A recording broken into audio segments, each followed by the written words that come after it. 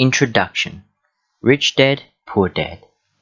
Having two dads offered me the choice of contrasting points of view, one of a rich man and one of a poor man. I had two fathers, a rich one and a poor one. One was highly educated and intelligent. He had a PhD and completed 4 years of undergraduate work in less than 2 years.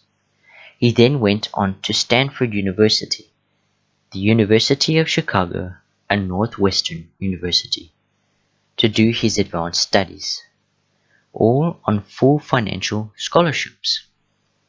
The other father never finished the 8th grade. Both men were successful in their careers, working hard all their lives. Both earned substantial incomes, yet one always struggled financially. The other would become one of the richest men in Hawaii. One died leaving tens of millions of dollars to his family, charities, and his church. The other left bills to be paid when he died. Both men were strong, charismatic, and influential. Both men offered me advice, but they did not advise the same things.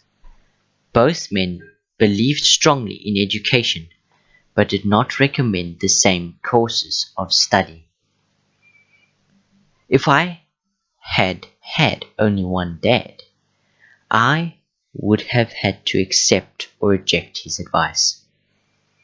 Having two dads offered me the choice of contrasting points of view, one of a rich man and one of a poor man. Instead of simply accepting or rejecting one or the other, I found myself thinking more, comparing, and then choosing for myself. The problem was that the rich man was not rich yet, and the poor man was not yet poor. Both were just starting out on their careers, and both were struggling with money and families, but they had very different points of view about money.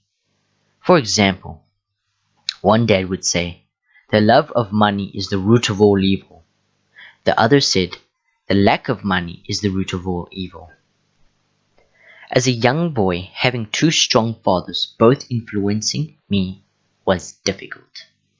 I wanted to be a good son and listen, but the two fathers did not say the same things. The contrast in their points of view, particularly about money, was so extreme that I grew curious and intrigued. I began to start thinking for long periods of time about what each was saying. Much of my private time was spent reflecting, asking myself questions, such as, "Why does he say that?" And then asking the same question of the other dad's statement. It would have been much easier to simply say, "Yeah, that's right, I agree with that," or to simply reject the point of view by saying, "The old man doesn't know what he's talking about." Instead, having two dads whom I loved forced me to think, and ultimately chose a way of thinking for myself. As a process, choosing for myself turned out to be much more valuable in the long run than simply accepting or rejecting a single point of view. One of the reasons the rich dad get richer, the poor get poorer, and the middle class struggles in debt is that the subject of money is taught at home, not in school. Most of us learn about money from our parents, so what can poor parents tell their child about money? They simply say, "Stay in school and study hard." The child may graduate with excellent grades, but with a poor person's financial programming and mindset,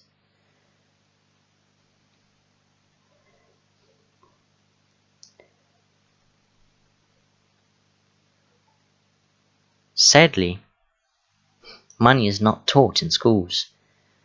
Schools focus on scholastics and professional skills, but not on financial skills. This explains why smart bankers, doctors, and accountants who earned excellent grades may struggle financially all of their lives. Our staggering national debt is due in large part to highly educated politicians and government officials making financial decisions with little or no training in the subject of money. Today, I often wonder what will happen when we have millions of people who need financial and medical assistance. They will be dependent upon their families or the government for the financial support. What will happen when Medicare and Social Security run out of money? How will a nation survive if teaching children about money continues to be left to parents, most of whom will be already and are poor? Because I had to influential fathers, I learned from both of them. I had to think about each dad's advice, and in doing so, I gained valuable insight into the power and effect of one's thoughts on one's life. For example, one dad had a habit of saying, "I can't afford it." The other dad forbid those words to be used. He insists I ask, "How can I afford it?" One is a statement and the other is a question. One lets you off the hook and the other forces you to think. My soon-to-be rich dad would explain that automatically, saying the words, "I can't afford it," your brain stops working. By asking the question, "How can I afford it?" your brain is put to work. He did not mean that you should buy everything you want. He was fanatical about exercising your mind, the most powerful computer in the world. He'd say, "My brain gets stronger every day because I exercise it. The stronger it gets, the more money I can make." He believes that automatically saying "I can't afford it" was a sign of mental laziness. Although both dads worked hard, I noticed that one dad had a habit of putting his brain to sleep when it came to finances, and the others had a habit of exercising his brain. The long-term result was the one dad grew stronger financially, and the other grew weaker. It is not much different from a person who goes to the gym to exercise on a regular basis versus someone who sits on the couch watching television. Proper physical exercise increases your chances for health, and proper mental exercise increases your chances for wealth.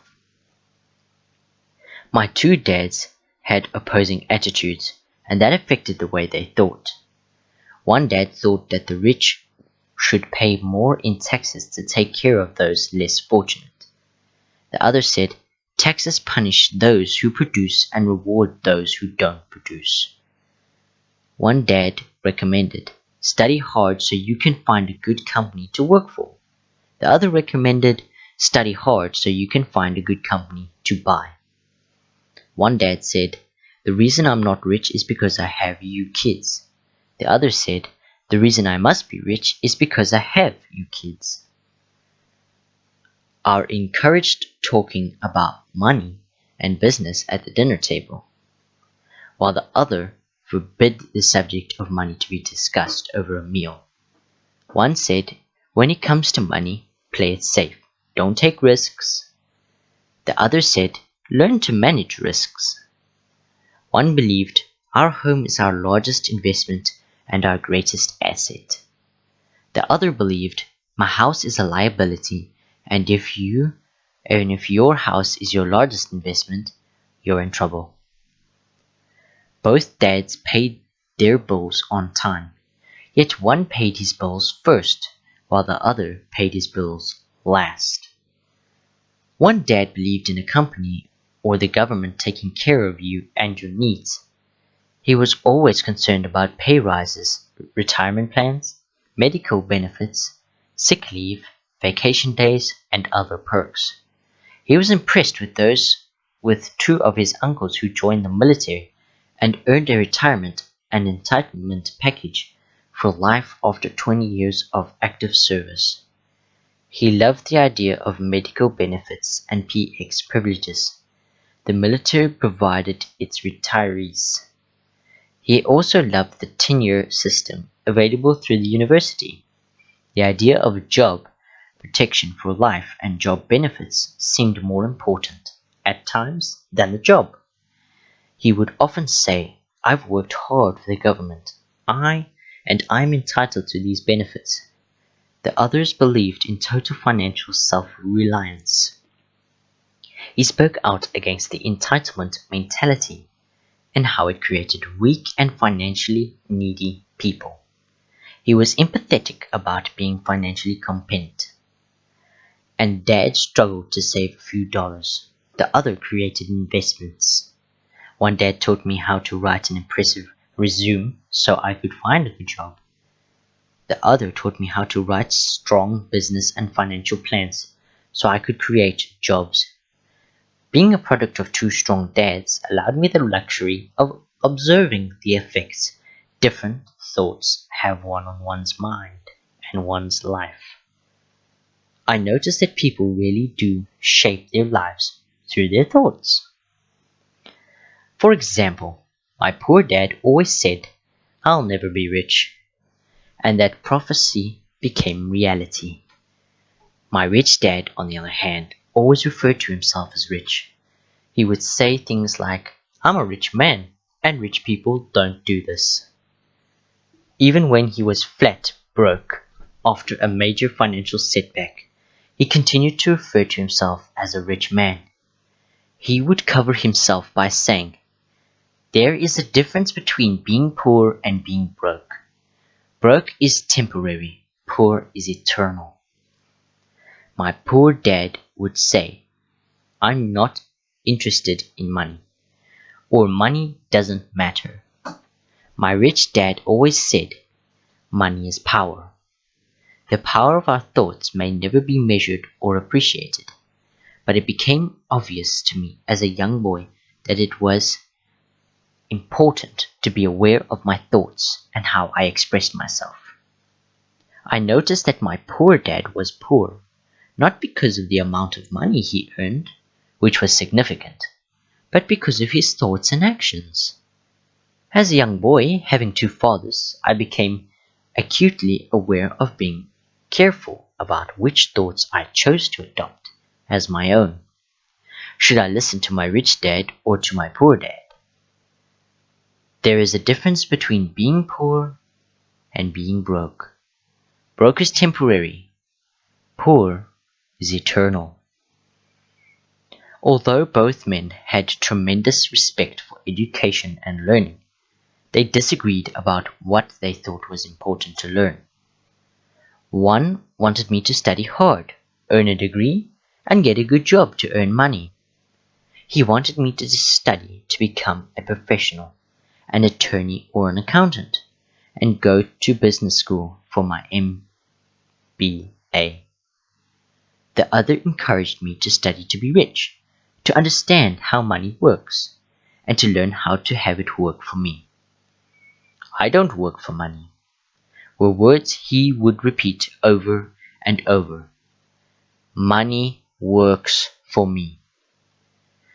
At the age of 9, I decided to listen to and learn from my rich dad about money. In doing so, I chose not to listen to my poor dad, even though he was the one with all the college degrees. A lesson from Robert Frost. Robert Frost is my favorite poet. Although I love many of his poems, my favorite is "The Road Not Taken." I use its lesson almost daily. The road not taken. Two roads diverged into a yellow wood, and sorry I could not travel both, and be one traveler. Long I stood, and looked down one as far as I could, to where it bent in the undergrowth, then took the other as just as fair, and having perhaps the better claim, because it was grassy and wanted wear, though as for that the passing there had warned them really about the same, and both that morning equally lay. In leaves no step had trodden black. Oh, I kept the first for another day, yet knowing how way leads onto way. I doubted if I should ever come back. I shall be telling this with a sigh, somewhere ages and ages hence. Two roads diverged in a wood, and I took the one less traveled by, and that has made all the difference. And that has made all the difference. Over the years, I have often reflected upon Robert Frost's poem, choosing not to listen to my high the rest of my life. Once I made up my mind about whom to listen to, my education about money began. My rich dad taught me over a period of 30 years, until I was 39 years old. He stopped once he realized what he had been trying to drum into my often thick skull. Money is one form of power, but what is more powerful is financial education. Money comes and goes, but if you have the education about how money works, you gain power over it and can begin building wealth. The reason positivity thinks and thinking alone does not work is because most people went to school and never learned how money works, so they spend their lives working for money. Because I was only 9 years old when I started, the lessons my rich dad taught me were simple, and when it was always said and done. There were only 6 main lessons, repeated over 30 years. This book is about those 6 lessons, put as simple as possible. Just as simple as my rich dad put forth those lessons to me. The lessons are meant not to be answered, but guideposts that will assist you and your children and your families to grow wealthier no matter what happens in a world of increasing change and uncertainty. Rich Dad, Poor Dad by Robert T. Kiyosaki. Chapter 1. Lesson 1. The rich don't work for money. Dad, can you tell me how to get rich? My dad put down the evening paper.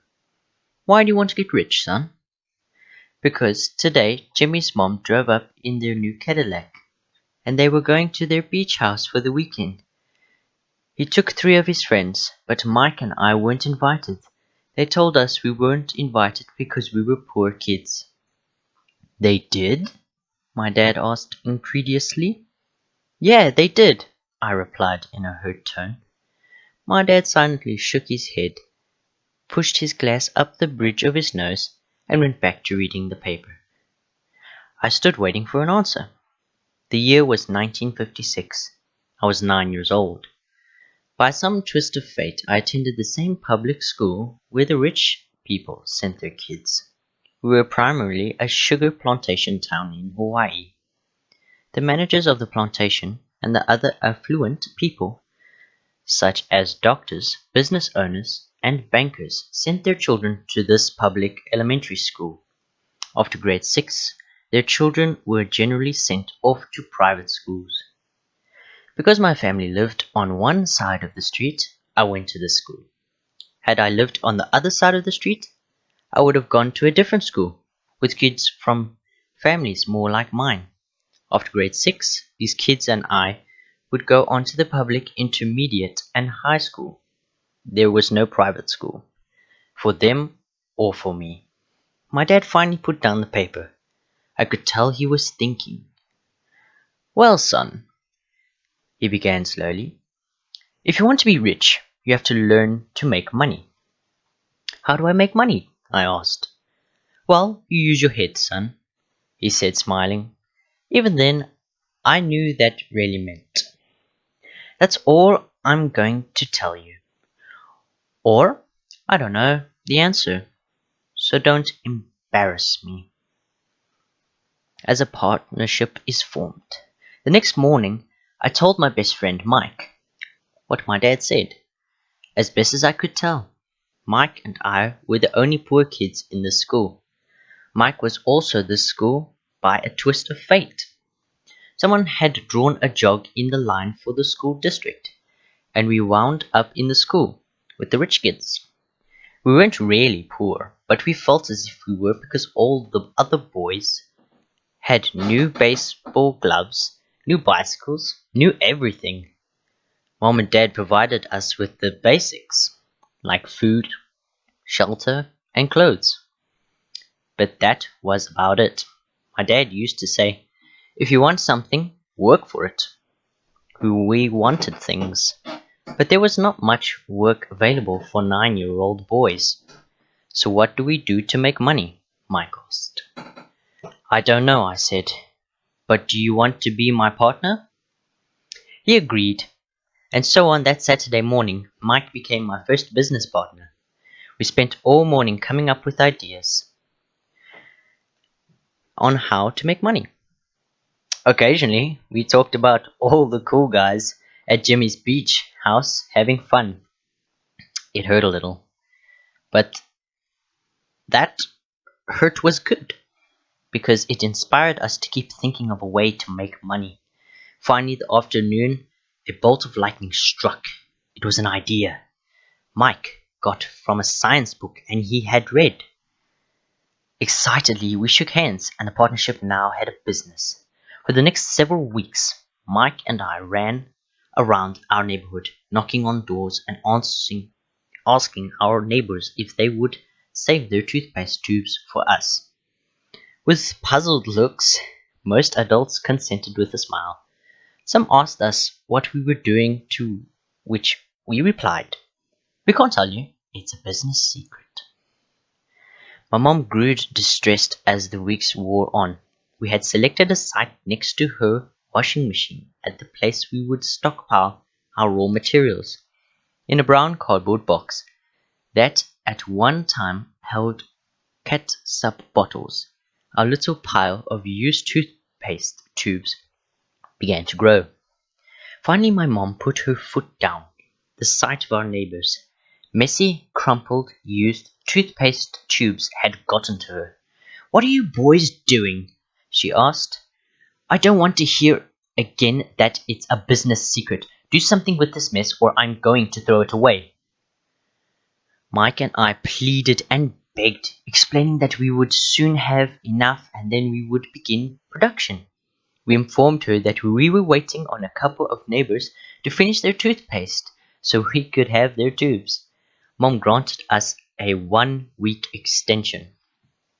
The date to begin production was moved up, and the pressure was on. My partnership was already threatened with an eviction notice by my own mom. It became Mike's job to tell the neighbors to quickly use up their toothpaste, saying their dentist wanted them to brush more often anyway. I began to put together the production line. One day my dad drove up with a friend to see 2 9-year-old boys in the driveway, with the production line operation at full speed. There was a fine white powder everywhere. All along the table were small milk cartons from school, and our family's hibachi grill was glowing with red-hot coals at maximum heat. Dad walked up cautiously, having to park the car at the base of the driveway, since the production line blocked the car park. As he and his friend got closer, they saw a steel pot sitting on top of the coals, in which the toothpaste tubes were being melted down. In those days, toothpaste did not come in plastic tubes. Tubes were made of lead. So once the paint was burnt off, the tubes were dropped in the small steel pot. They melted until they became liquid, and with my mom's pot holders, we poured the lead through a small hole in the top of the milk cartons. The milk cartons were filled with the plastic of Paris, white powder as everywhere. In my haste, I had knocked the bag over, and the entire area looked like it had been hit by a snowstorm. The milk cartons were the outer containers for plastic or of Paris molds. My dad and his friends watched as we carefully poured the molten lead through a small hole in the top of the plastic of Paris cube. "Careful," my dad said. I nodded without looking up. Finally, once the pouring was through, I put the steel pot down and smiled at my dad. "What are you boys doing?" he asked with a cautious smile. "We're doing what you told me to do. We're going to be rich," I said. "Yep," said Mike, grinning and nodding his head. "We're partners." "And what is in those plaster molds?" my dad asked. "Watch," I said. "This should be a good batch." With a small hammer, I tapped at the steel that divided the cube in half. Cautiously, I put up the top half of the plaster mold, and the lead nickel fell out. "Oh no," my dad exclaimed. "You're casting nickels out of lead?" "That's right," Mike said. "We're doing as you told us to do. We're making money." My dad's friends turned and burst into laughter. My dad smiled and shook his head, alone with a fire and a box of spent toothpaste tubes. In front of him were two little boys covered with white dust, smiling from ear to ear. He asked us to put everything down and sit with him on the front step of our house. With a smile, he gently explained what the word counterfeiting meant. Our dreams were dashed. "You mean this is illegal?" asked Mike in a quivering voice. "Let them go," my dad's friend said. "They might be developing a natural talent." My dad glared at him. "Yes, it is illegal," my dad said gently. "But you boys have shown great creativity and original thought. Keep going. I'm really proud of you." Disappointed, Mike and I sat in silence for about 20 minutes before we began cleaning up our mess. The business was over on opening day. Sweeping the powder up, I looked at Mike and said, "I guess Jimmy and his friends are right. We are poor." My father was just leaving as I said that. "Boys," he said, "you're only poor if you give up. The most important thing is that you did something. Most people only talk and dream of getting rich. You've done something. I'm very proud of the two of you. I will say it again. Keep going. Don't quit." Mike and I stood there in silence. They were nice words, but we still did not know what to do. "So how come you're not rich, Dad?" I asked. "Because I chose to be a school teacher. School teachers really don't think about being rich. We just like to teach. I wish I could help you, but I really don't know how to make money." Mike and I turned and continued our cleanup. "I know," said my dad. "If you boys want to learn how to be rich, don't ask me. Talk to your dad, Mike." "My dad?" asked Mike with a scrunched up face. "Yeah, your dad," repeated my dad with a smile. "Your dad and I have the same banker, and he raves about your father. He's told me several times that your father's brilliant when it comes to making money." "My dad?" Mike asked again in disbelief. "Then how come we don't have a nice car and a nice house like the rich kids at school?" A nice car and a nice house don't necessarily mean you're rich, or you know how to make money, my dad replied. "Jimmy's dad works for the sugar plantation. He's not much different from mine. He worked for a company and I worked for the government. The company buys the car for him. The sugar company is in financial trouble, and Jimmy's dad may soon have nothing. Your dad is different, Mike. He seems to be building an empire, and I suspect in a few years he will be a very rich man." With that, Mike and I got excited again. With new vigor, we began cleaning up the mess caused by our own defunct first business. As we were cleaning, we made plans for how and when to talk to Mike's dad. The problem was that Mike's dad worked long hours and often did not come home until late. His father owned warehouses, a construction company, a chain of stores, and 3 restaurants, It was the restaurants that kept him out late. Mike caught the bus home after we had finished cleaning up.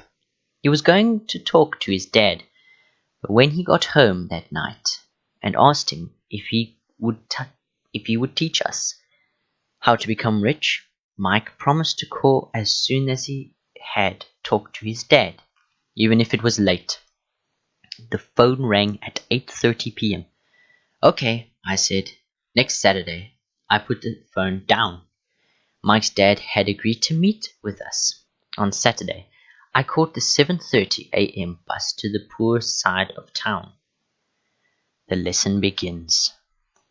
Mike and I met with his dad that morning at 8 o'clock. He was already busy, having been at work for more than an hour. His construction supervisor was just leaving in his pickup truck. As I walked up to his simple, small and tidy home, Mike met me at the door. "Dad's on the phone," he said, to wait on the back porch. Mike said as he opened the door. The old wooden floor creaked as I stepped across the threshold of the aging house. There was a cheap mat just inside the door. The mat was there to hide the years of wear from the countless footsteps that the floor had supported. Although clean, it needed to be replaced. I felt claustrophobic as I entered the narrow living room that was filled with old, musty, overstuffed furniture that today would be collector's items.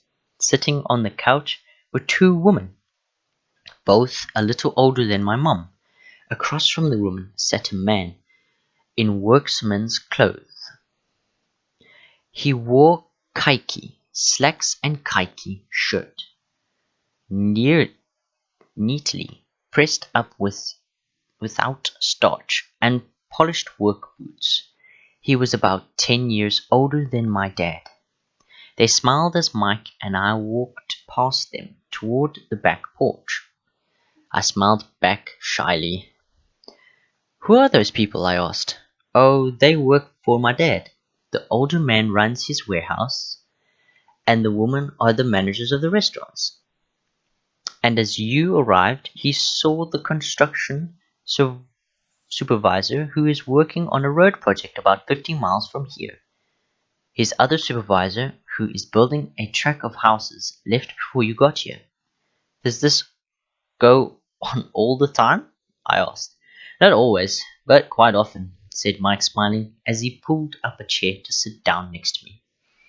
"I asked my dad if he could teach us to make money," Mike said.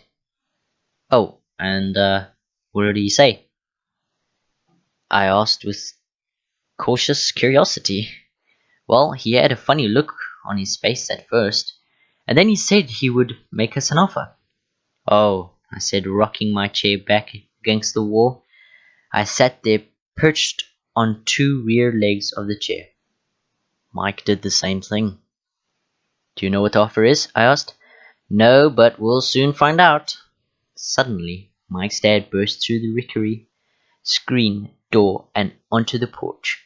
Mike and I jumped to our feet, not out of respect, but because we were startled. "Ready, boys?" he asked as he pulled up a chair to sit down with us. We nodded our heads as we pulled our chairs away from the wall to sit in front of him. He was a big man, about 6 feet tall and 200 pounds. My dad was taller, about the same weight, and 5 years older than Mike's dad. They sort of looked alike, though not of the same ethnic makeup. Maybe their energy was similar. "Mike says you want to learn to make money. Is that correct, Robert?" I nodded my head quickly, but with a little trepidation. He had a lot of power behind his words and smiles.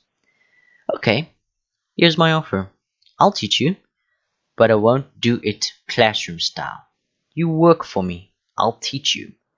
You don't work for me, I won't teach you. I can't teach you faster if you work. And I'm wasting my time if you just want to sit and listen like you do in school. That's my offer. Take it or leave it."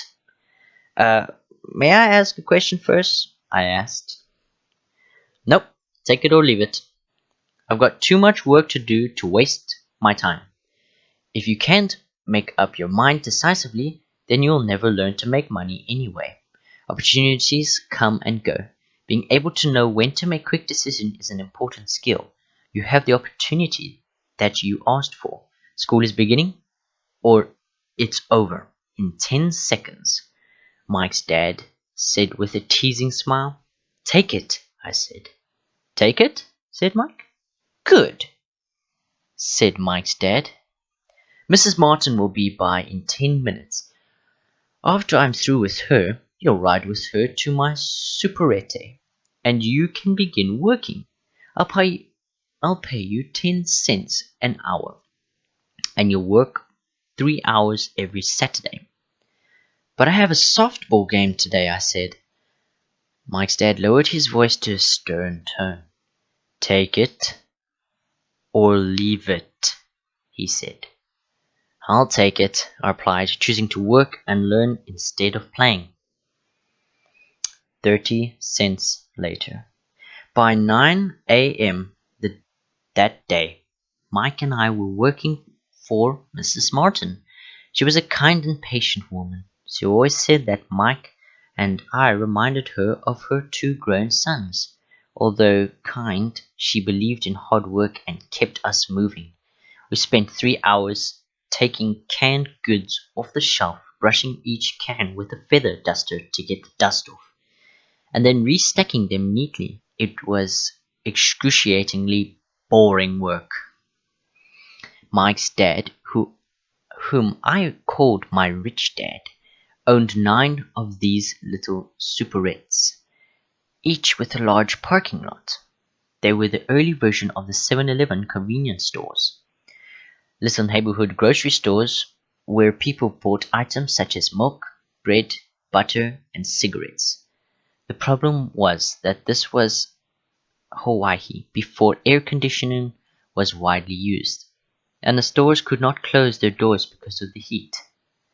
On 2 sides of the store, the doors had to be wide, open to the road and parking lot. Every time a car drove by or pulled into the parking lot, dust would swirl and settle in the store. We knew we had a job as long as there was no air conditioning. For 3 weeks, Mike and I reported to Mrs. Martin and worked our 3 hours. By noon, our work was over, and she dropped 3 little dimes in each of her hands. Now, even at the age of 9 in the mid-1950s, 30 cents was not too exciting. Comic books cost 10 cents back then, so I usually spent my money on comic books and went home. By Wednesday of the 4th week, I was ready to quit. I had agreed to work only because I wanted to learn to make money from Mike's dad, and now I was a slave for 10 cents an hour. On top of that, I had not seen Mike's dad since the first Saturday. I'm quitting, I told Mike at lunchtime. School was boring, and now I did not even have my Saturdays to look forward to, but it was the 30 cents that really got to me. This time, Mike smiled. What are you laughing at? I asked with anger and frustration. Dad said this would happen. He said to me with him when you were ready to quit. What? I said indignantly. He's been waiting for me to get fed up? Sort of, Mike said. Dad's kind of different. He doesn't teach like your dad. Your mom and dad lecture a lot. My dad is quiet and a man of few words. He just waits till this Saturday. I'll tell him you're ready. You mean I've been set up? No, not really, but maybe. Dad will explain on Saturday. Waiting in line on Saturday. I was ready to face Mike's dad. Even my real dad was angry with him. My real dad, the one I called the poor one, thought that my rich dad was violating the child labor laws and should be investigated. My educated, poor dad told me to demand what I deserve, at least 25 cents an hour. My poor dad told me that if I did not get a raise, I was to quit immediately. You don't need that damn job anyway, said my poor dad with indignity. At 8 o'clock Saturday morning, I walked through the door of Mike's house when Mike's dad opened it. Take a seat and wait in line, he said. As I entered, he turned and disappeared into his little office next to a bedroom. I looked around the room and didn't see Mike anywhere. Feeling awkward, I cautiously sat down next to the same two women who were there 4 weeks earlier. They smiled and slid down the couch to make room for me. 45 minutes went by, and I was steaming. The two women had met with him and left 30 minutes earlier. An older gentleman was in there for 20 minutes and was also gone. The house was empty, and here I sat in a musty dark living room on a beautiful sunny Hawaiian day, waiting to talk to a cheapskate who exploited children. I could hear him rustling around the office, talking on the phone and ignoring me. I was ready to walk out, but for some reason I stayed.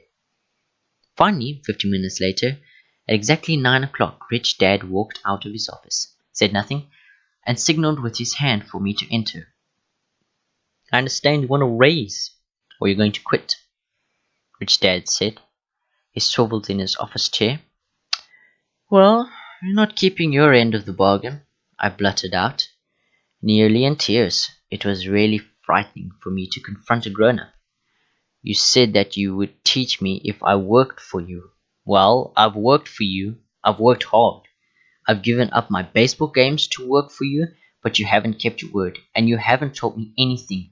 You're a crook like everyone in town, as they think you are. You're greedy. You want all the money and don't care of your employees. You made me wait and don't show me any respect. I'm only a little boy, but I deserve to be treated better. Rich Dad rocked back in his swirly chair, hands up in his chin, and stared at me. Not bad, he said. In less than a month, you sound like the most of my employees. What? I said. Not understanding what he was saying, I continued with my grievance. I thought you were going to keep your end of the bargain and teach me. Instead, you want to torture me? That's cruel. That's really cruel. I am teaching you, Rich Dad said quietly. What have you taught me? Nothing, I said angrily. You haven't even talked to me once. I agreed to work for peanuts. 10 cents an hour. Ha! I should notify the government about you. We have child labor laws, you know. My dad worked for the government, you know. Wow, said Rich Dad. Now you sound just like the most people who used to work for me. People I've either fired or who have quit.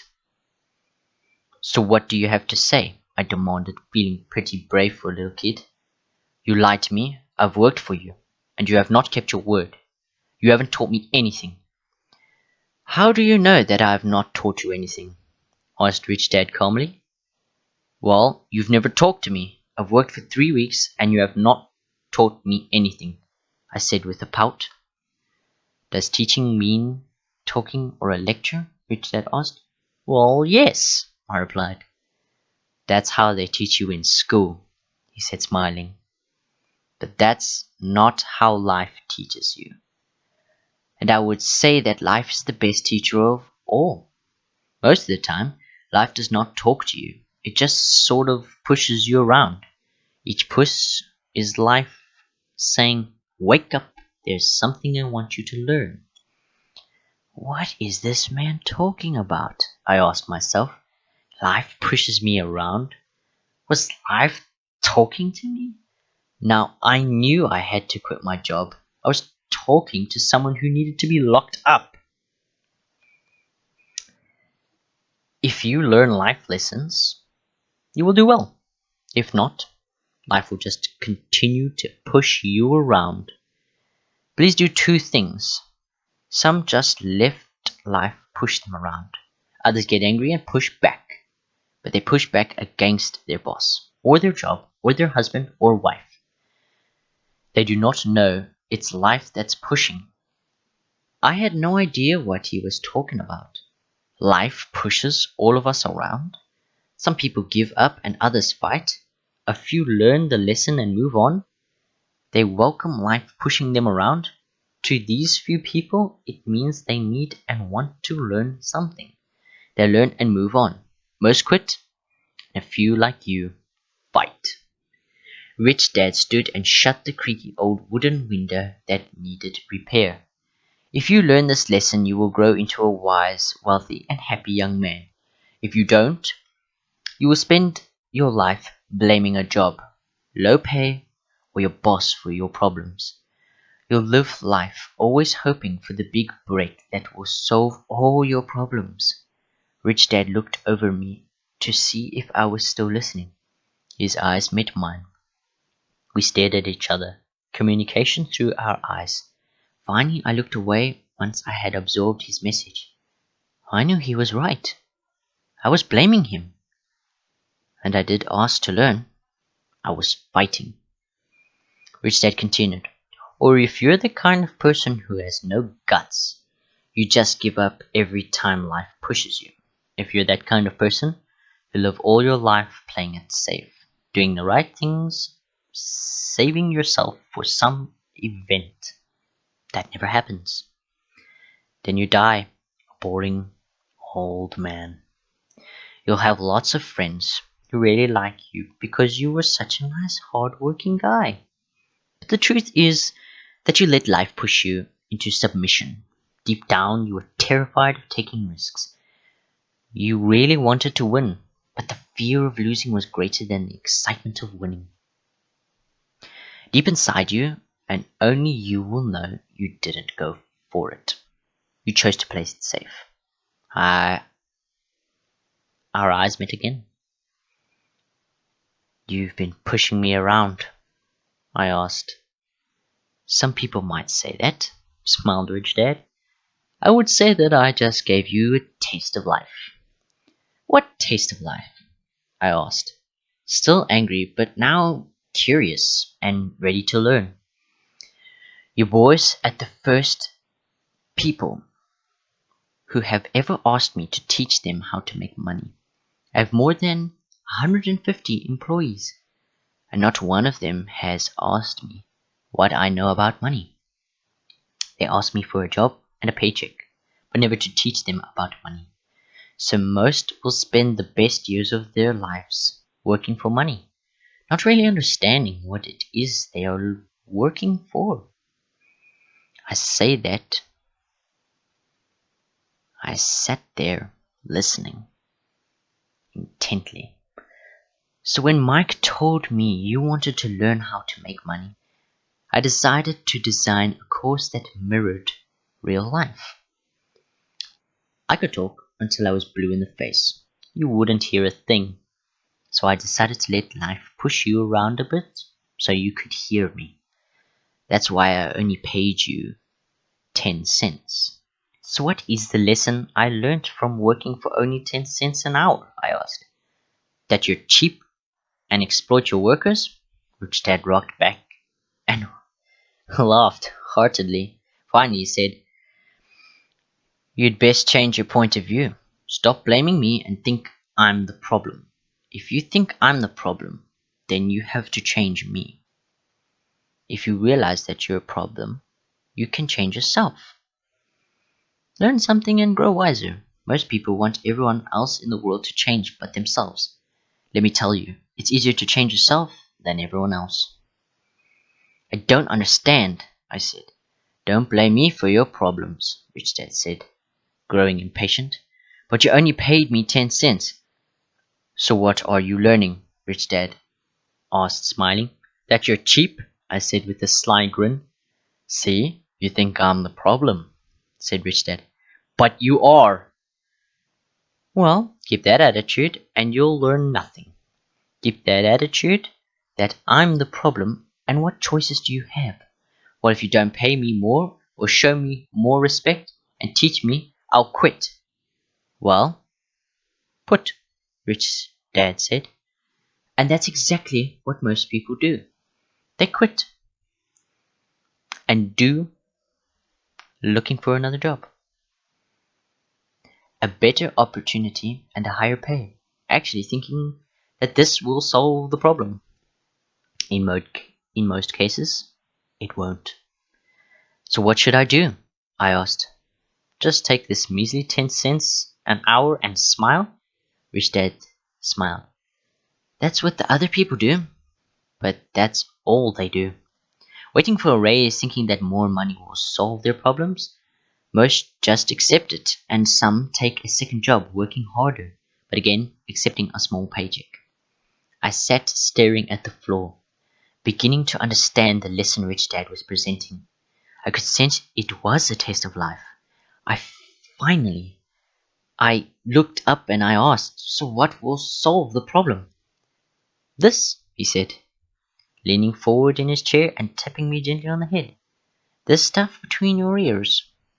It was at the moment that Rich Dad shared the pivotal point of view that separated him from his employees and my poor dad, and led him to eventually become one of the richest men in Hawaii. While my highly educated but poor dad struggled financially all his life, it was a singular point of view that made all the difference over a lifetime. Rich Dad explained this point of view over and over, which I call lesson number 1. The poor and the middlest class work for money. The rich have money work for them. On that bright Saturday morning, I learned a completely different point of view from what I had been taught by my poor dad. At the age of 9, I understood that both dads wanted me to learn. Both dads encouraged me to study, but not the same things. My highly educated dad recommended that I do what he did. Son, I want you to study hard, get good grades, so you can find a safe, secure job with a big company, and make sure it has excellent benefits. My rich dad wanted me to learn how money works so I could make it work for me. These lessons I would learn through life with his guidance, not because of a classroom. My rich dad continued my first lesson. I'm glad you got angry about working for 10 cents an hour. If you hadn't got angry and had simply accepted it, I would have told you that I could not teach you. You see, true learning takes energy, passion, and a burning desire. Anger is a big part of that formula. For passion is anger and love combined. When it comes to money, most people want to play it safe and feel secure. So passion does not direct them. Fear does. So is that why they'll take jobs with low pay? I asked. Yes, said Rich Dad. Some people say I exploit people because I don't pay as much as the sugar plantation or the government. I say the people exploit themselves. It's their fear, not mine. But don't you feel you should pay them more? I asked. I don't have to. And besides, more money will not solve their problems. Just look at your dad. He makes a lot of money, and he still can't pay his bills. Most people, given more money, only get in more debt. So that's why the 10 cents an hour, I said, smiling. It's a part of the lesson. That's right, smiled Rich Dad. You see, your dad went to school and got an excellent education, so he could get a high-paying job, but he still has money problems because he never learned anything about money in school. On top of that, he believed in working for money. And you don't? I asked. Nah, not really, said Rich Dad. If you want to learn to work for money, then stay in school. That is a great place to learn to do that. But if you want to learn how to have money work for you, then I will teach you that. But only if you want to learn. Wouldn't everyone want to learn that? I asked. No, said Rich Dad. Simply because it's easier to learn to work for money, especially if fear is your primary emotion when the subject of money is discussed. I don't understand. I said with a frown. Don't worry about that for now. Just know that it's fear that keeps more and most people working at a job. The fear of not paying their bills, the fear of being fired, the fear of not having enough money, and the fear of starting over. That's the price of studying to learn a profession of trade and then working for money. Most people become a slave to money and then get angry at their boss. Learning to have money work for you is a completely different course of study, I asked. Absolutely, Rich Dad answered. Absolutely. We sat in silence on that beautiful Hawaiian Saturday morning.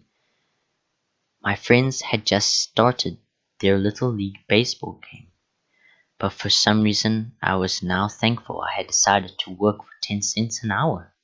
I sensed that I was about to learn something my friends wouldn't learn in school. Ready to learn?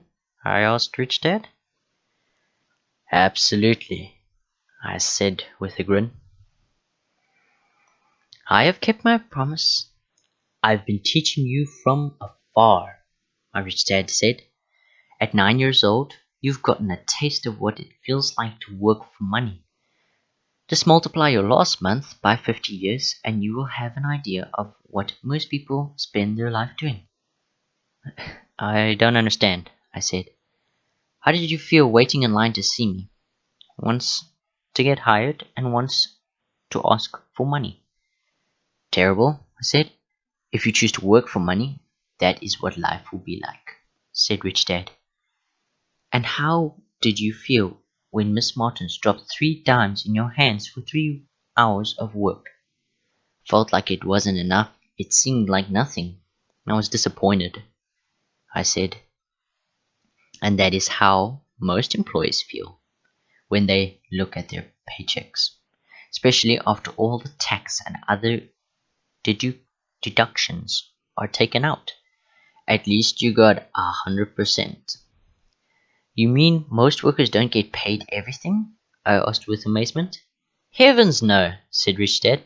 The government always takes its share first. How do they do that? I asked.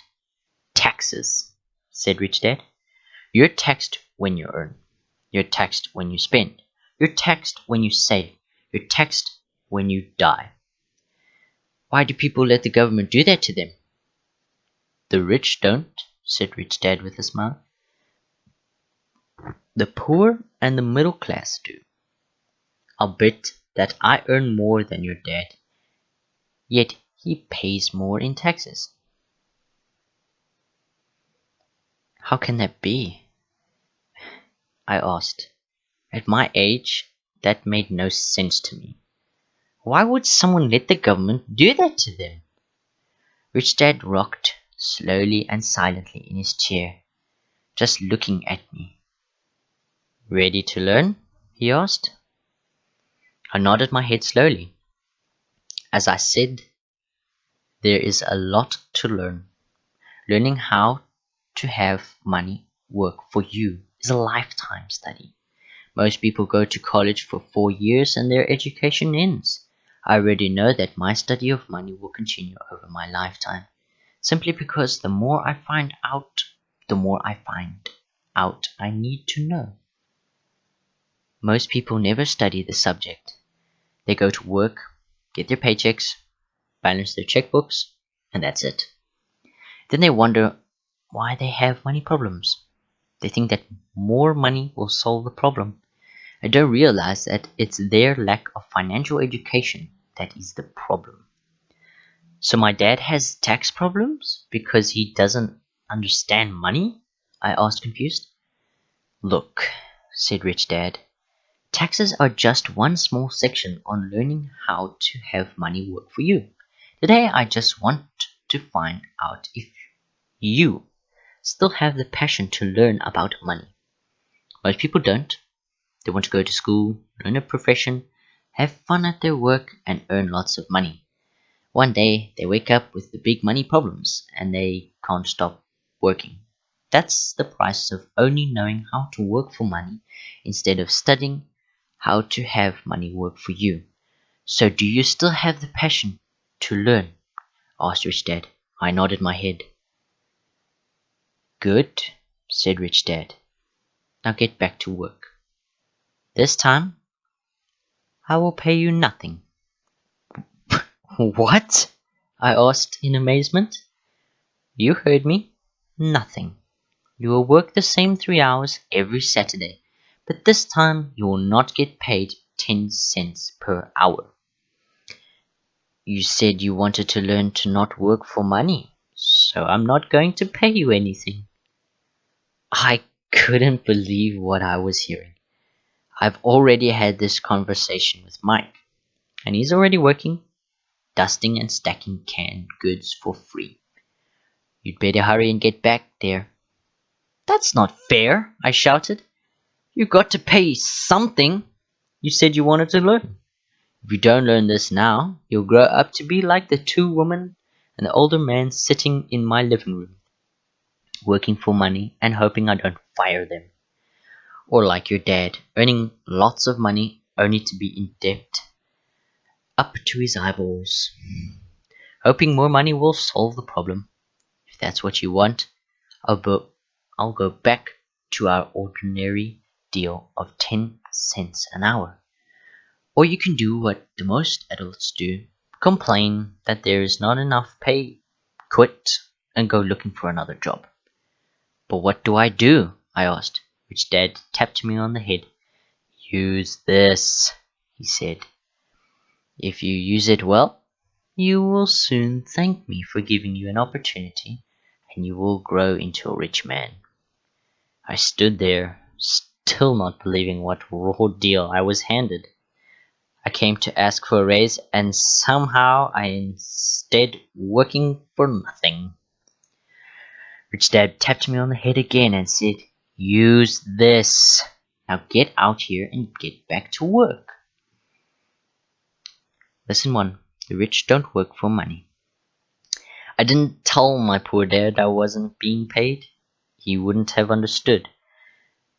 And I didn't want to try to explain something I didn't understand myself. For 3 more weeks, Mike and I worked 3 hours every Saturday for nothing. The work didn't bother me, and the routine got easier, but it was the missed baseball games and not being able to afford to buy a few comic books that got to me. Rich Dad stopped by at noon on the 3rd week. We heard his truck pull up in the parking lot and sputter when the engine was turned off. He entered the store and greeted Miss Martins with a hug. After finding out how things were going in the store, he reached into the ice cream freezer, pulled out 2 bars, paid for them, and signaled to Mike and me. Let's go for a walk, boys. We crossed the street, dodging a few cars, and walked across a large grassy field when a few adults were playing softball. Sitting down at a long picnic table, he handed Mike and me the treats. How's it going, boys? Okay, Mike said. I nodded in agreement. Learned anything yet? Rich Dad asked.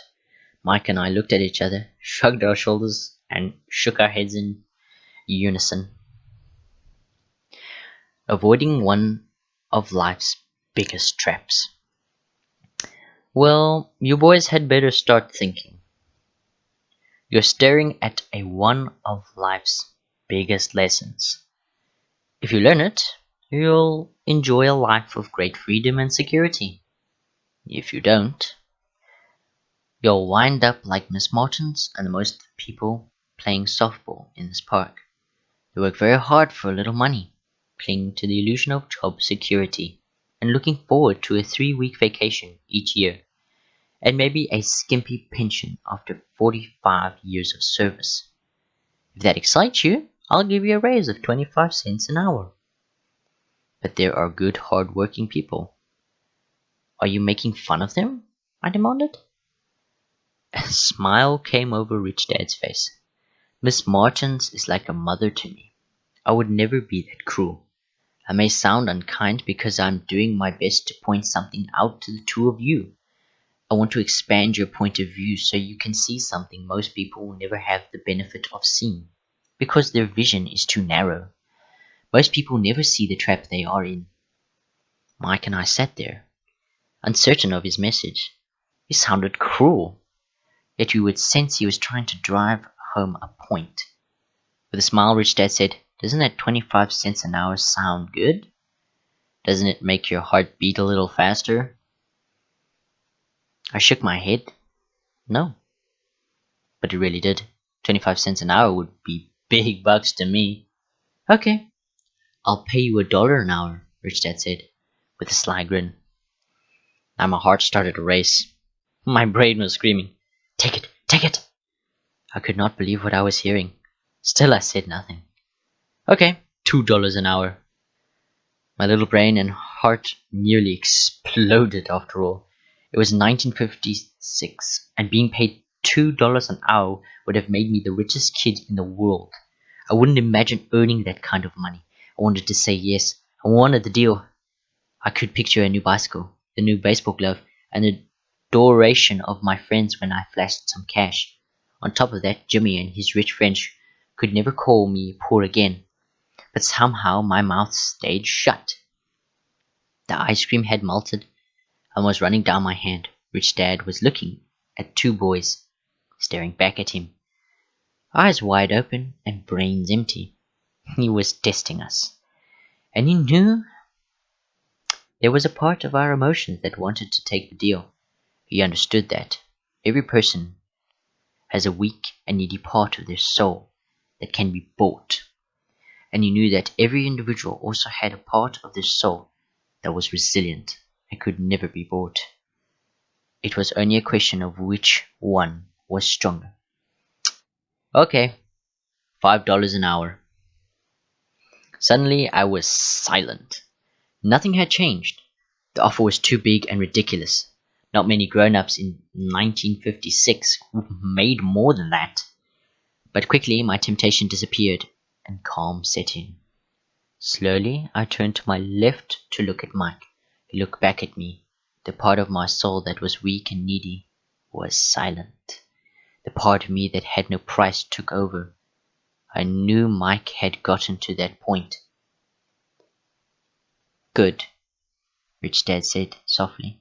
"Most people have a price, and they have a price because of human emotions named fear and greed. First, the fear of being without money motivates us to work hard. And then once we get that paycheck, greed of desire starts us thinking about all the wonderful things money can buy. The pattern is then set." "What pattern?" I asked. "The pattern of get up, go to work, pay bills, get up, go to work, pay bills."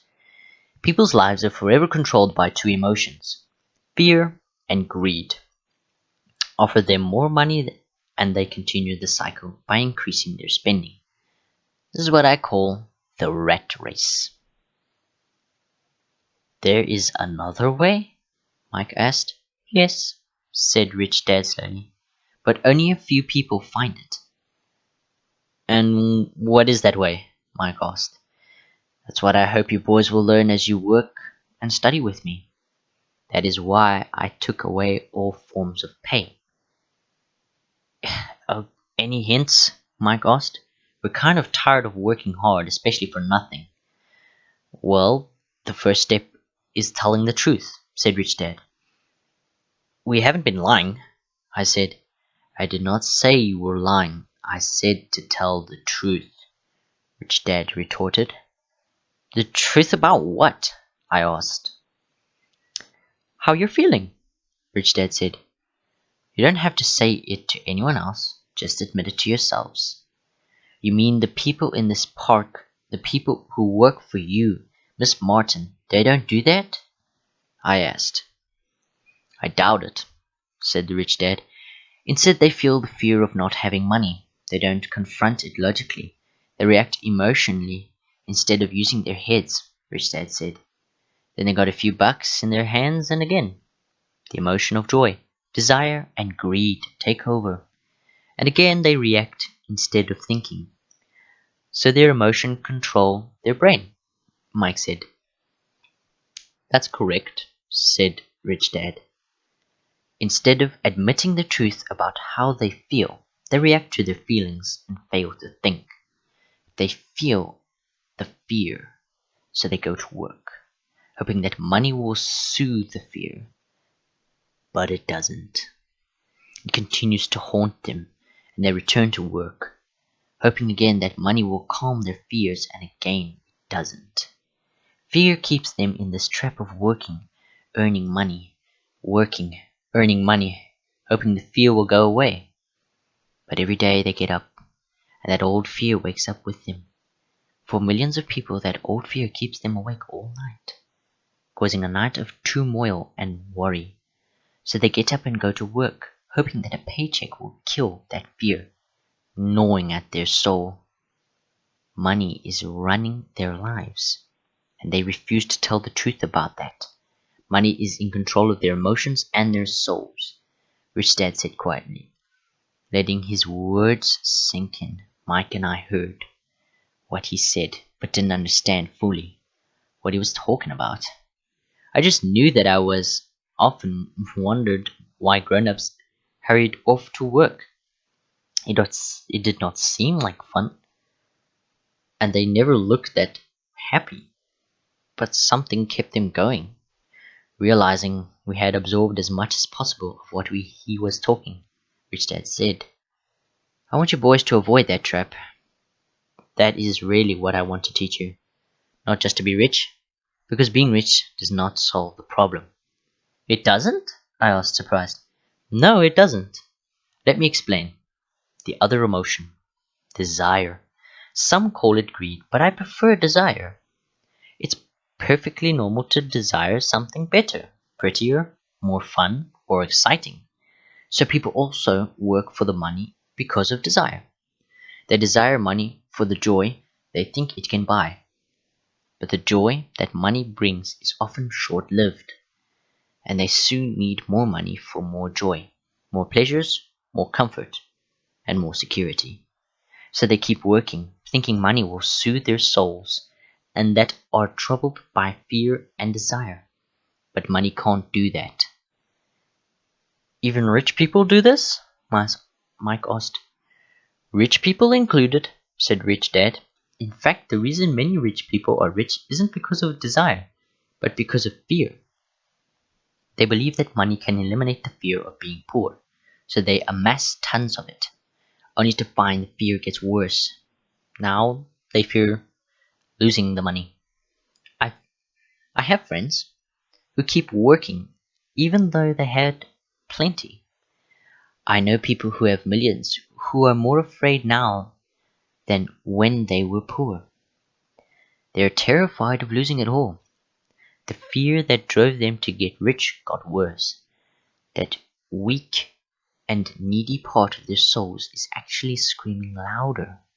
They don't want to lose the big house, the cars, and the life money has bought them. They work about what their friends would say if they lose all their money. Many are emotionally desperate and neurotic, although they look rich and have more money. So, is it a poor man happier? I asked. No, I don't think so, replied Rich Dad. The avoidance of money is just as psychotic as being attached to money.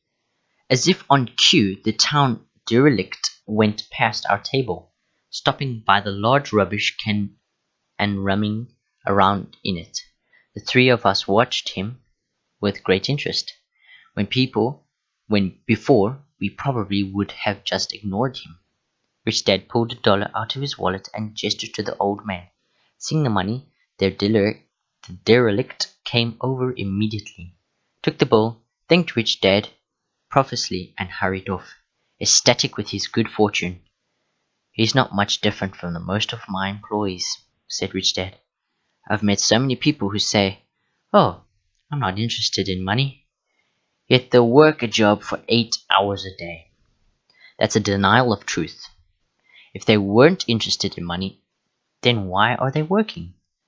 That kind of thinking is probably more psychotic than a person who hoards money. As I sat there listening to my rich dad, my mind flashed back to the countless times my own dad said, "I'm not interested in money." He said those words often. He also covered himself by always saying, "I work hard because I love my job." "So what do we do?" I asked. "Not work for money until all traces of fear and greed are gone." "No, that would be a waste of time," said Rich Dad. "Emotions are what make us human. The word emotion stands for energy in motion. Be truthful about your emotions and use your mind and emotion in your favor, not against yourself." "Whoa," said Mike. "Don't worry about what I just said. It'll make more sense in years to come. Just be an observer, not a reactor to your emotions." Most people do not know that it's their emotions that are doing the thinking. Your emotions are your emotions. But you have got to learn to do your own thinking. "Can you give me an example?" I asked. "Sure," replied Rich Dad. "When a person says, 'I need to find a job,' it's most likely an emotion doing the thinking. Fear of not having money generates that thought." "But people do need money if they have to pay bills," I said. "Sure they do," smiled Rich Dad. "All I'm saying is that it's fear that is all too often doing the thinking." "I don't understand," said Mike. "For example," said Rich Dad, "if the fear of not having enough money arises, instead of immediately running out to get a job, they instead might ask themselves this question: will a job be the best solution to this fear over the long run? In my opinion, the answer is no. A job is really a short-term solution to a long-term problem." "But my dad is always saying, 'Stay in school and get good grades so you can find a safe, secure job,'" I interjected, somewhat confused. "Yes, I understand. He says that," said Rich Dad, smiling. "Most people recommend that, and it's a good path for most people. But people make the recommendation primarily out of fear." "You mean my dad says that because he's afraid?" "Yes," said Rich Dad. "He's terrified that you won't earn enough money and won't fit into society. Don't get me wrong, he loves you and wants the best for you. I too believe an education and a job are important, but it won't handle the fear. You see, the same fear that makes him get up in the morning to earn a few bucks is the fear that is causing him to be so fanatical about your going to school." "So what do you recommend?" I asked. "I want to teach you to master the power of money instead of being afraid of it. They don't teach that in school. And if you don't learn it, you become a slave to money." It was finally making sense. He wanted us to widen our views and to see what the Miss Martins of this world couldn't see. He used examples that sounded cruel at the time, but I never forgotten them.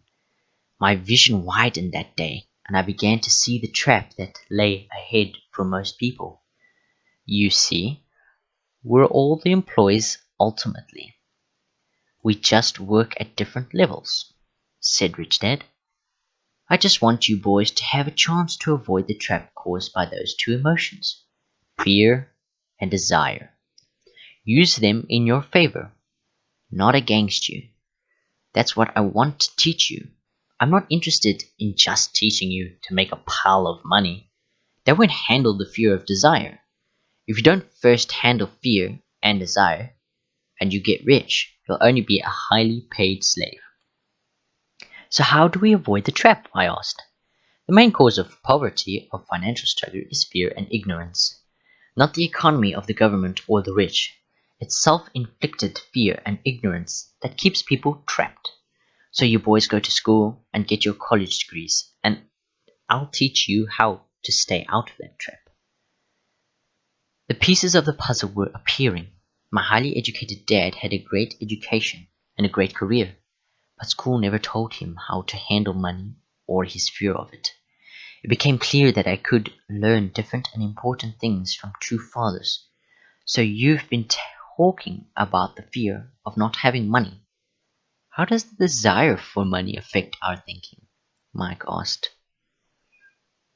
How did you feel when I tempted you with a pay raise? Did you notice your desire rising? We nodded our heads. By not giving in to your emotions, you were able to delay your reaction and thinking. That is important. We will always have emotions of fear and greed. From here on, it's imperative for you to use those emotions to your advantage. And for the long term, not let your emotions to control your thinking. Most people use fear and greed against themselves. That's the start of ignorance. Most people live their lives chasing paychecks, pay raises, and job security because of their emotions of desire and fear, not really questioning where those emotions-driven thoughts are leading them. It's just like the picture of a donkey dragging a cart with its owner dangling a carrot just in front of its nose. The donkey's owner may be going where he wants to, but the donkey is chasing an illusion. Tomorrow, there will only be another carrot for the donkey. You mean the moment I picture a new baseball glove, candy, and toys, that's like a carrot to a donkey? Mike asked. Yes, and as you get older, your toys get more expensive. A new car, a new boat, a big house to impress your friends, said Rich Dad with a smile. Fear pushes you out the door. A desire calls to you. That's the trap.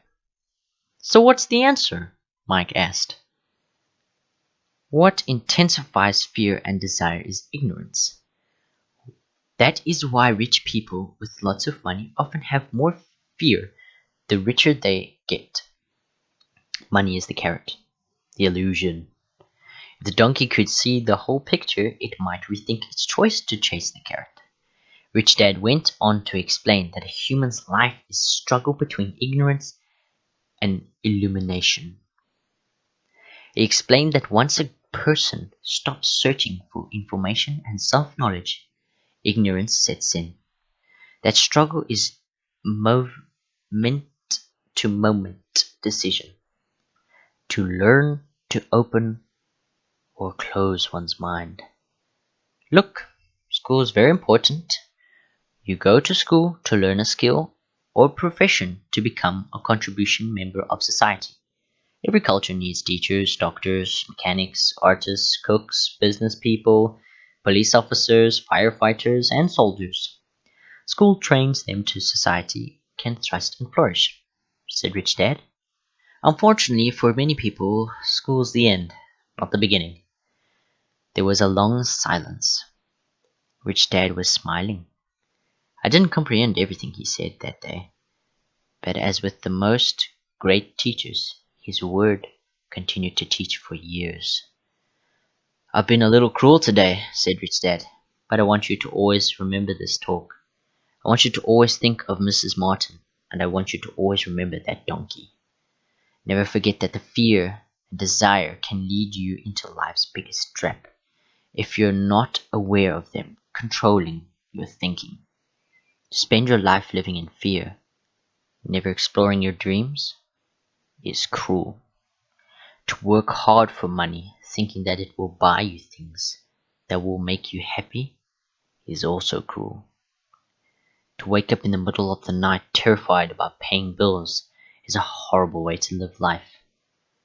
To live a life detected by the size of a paycheck is not really living a life.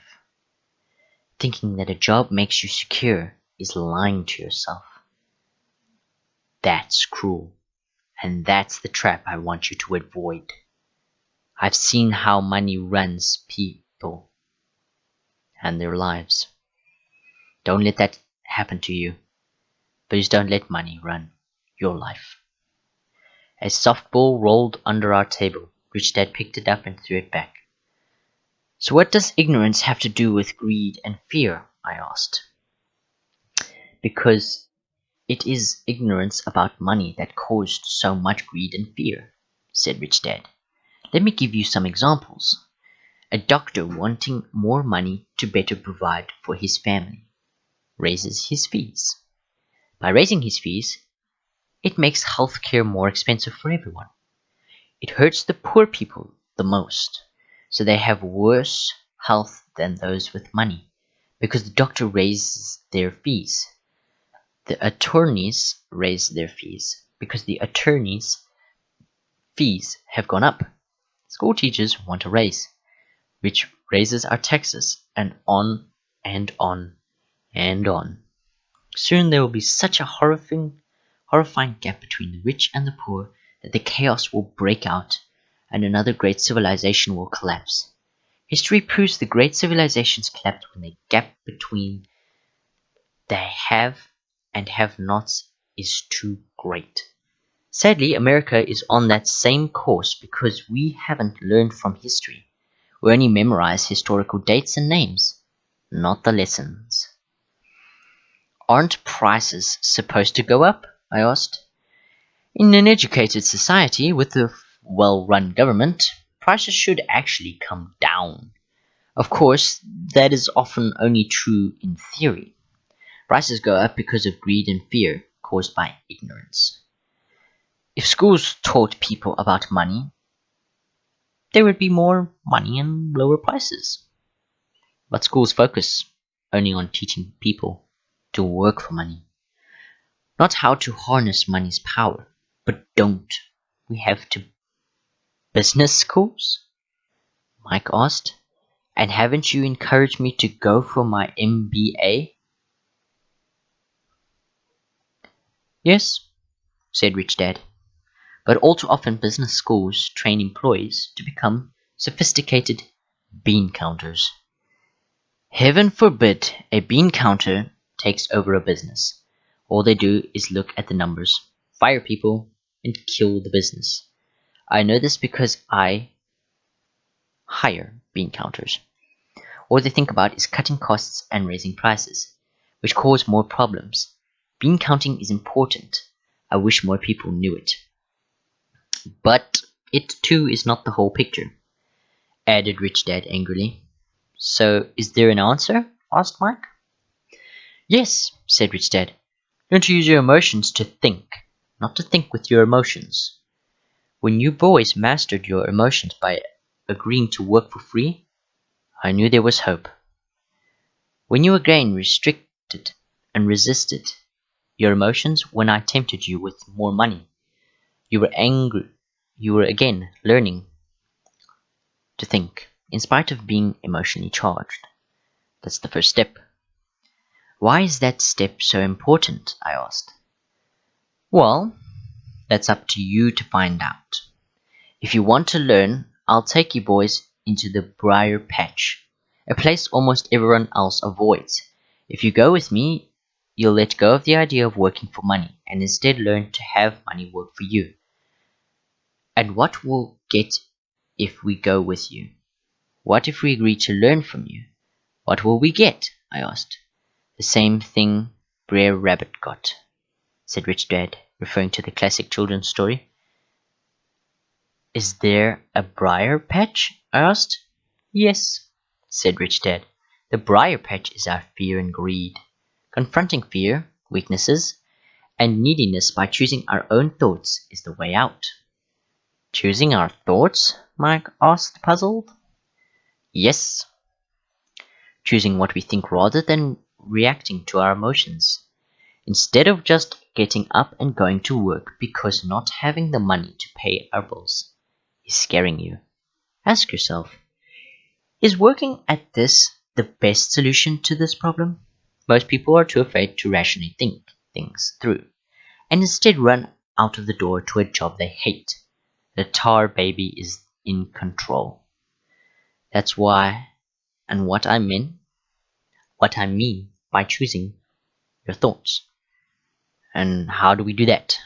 Mike asked. That's what I will teach you. I'll teach you to have a choice of thoughts rather than a knee-jerk reaction. Like gulping down your morning coffee and running out the door. Remember what I said before. A job is only a short-term solution to a long-term problem. Most people have only one problem in their mind, and it's short-term. It's the bills at the end of the month, the tar baby. Money controls their lives, or should I say the fear and ignorance about the money controls it. So they do as their parents did. They give up every day and go work for money, not taking the time to ask the question, is there another way? Their emotions now control their thinking, not their heads. Can you tell the difference between emotion thinking and head thinking, Mike asked. Oh yes, I hear it all the time, said Rich Dad. I hear things like, well, everyone has to work, or the rich are crooks, or I'll get another job. I deserve the raise. You can't push me around. Or I like this job because it's secure. No one asks, is there something I'm missing? Which would break through the emotional thought and give you time to think clearly. As we head back to the store, Rich Dad explained that the rich really did make money. They did not work for it. He went on to explain that when Mike and I were casting 5-cent pieces out of lead, thinking we were making money, we were very close to thinking the way the rich think. The problem was that creating money is legal for the government and banks to do, but illegal for us to do. They are legal ways to create money from nothing, he told us. Rich Dad went on to explain that the rich know the money is an illusion, truly like the carrot for the donkey. It's only out of fear and greed that the illusion of money is held together by billions of people who believe that money is real. It's not. Money is really made up. It is only because of the illusion of confidence and the ignorance of the masses that this house of cards stands. He talked about the gold standard that America was on, and that each dollar bill was actually a silver certificate. What concerned him was the rumor that we would someday go off to the gold standard and our dollars would no longer be backed by something tangible.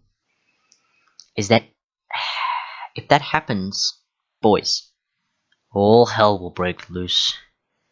The poor, the middle class, and the ignorant will have their lives ruined simply because they will continue to believe that money is real and that the company they work for or the government will look after them. We really did not understand what he was saying that day, but over the years it made more and more sense. Seeing what others miss. As he climbed into his pickup truck outside his convenience store, Rich Dad said, "Keep working, boys, but the sooner you forget about the needing a paycheck, the easier your adult life will be. Keep using your brain. Work for free. And soon your mind will show you ways of making money far beyond what I could ever pay you. You will see things that other people never see. Most people never see the opportunities because they're looking for money and security.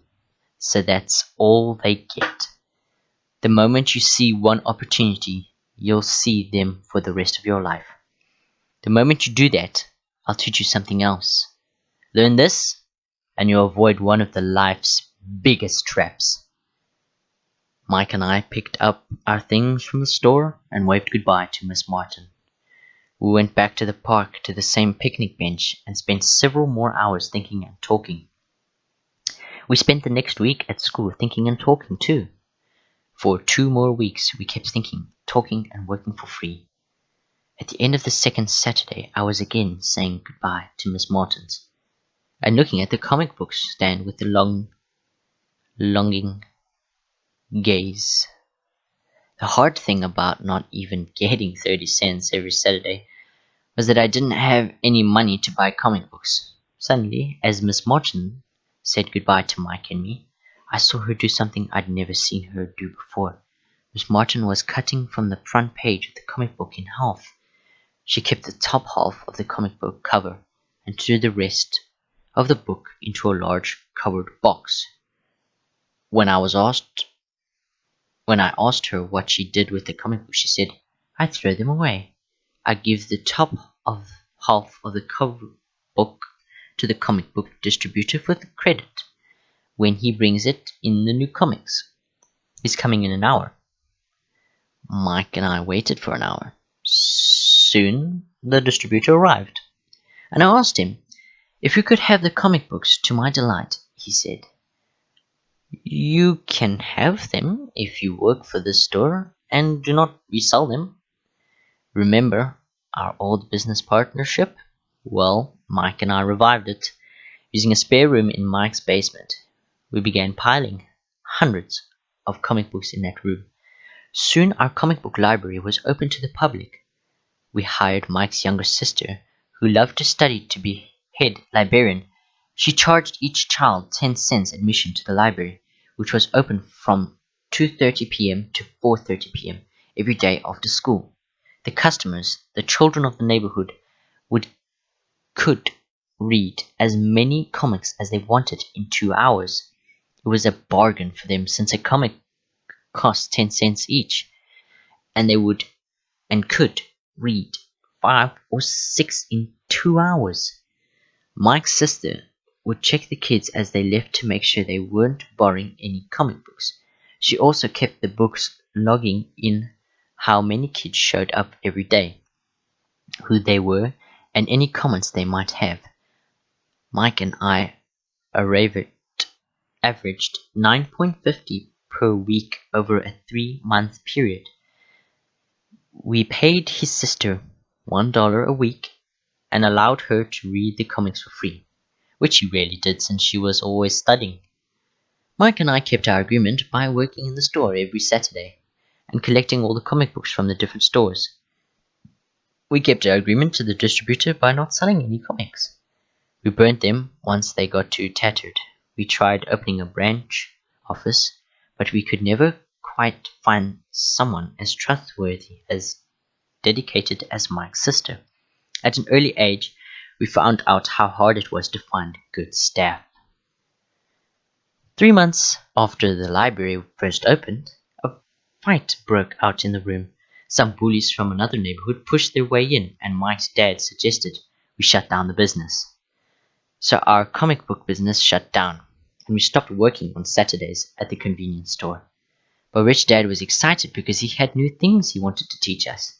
He was happy because we had learned our first lesson so well. We learned to make money work for us, not getting paid for our work at the store.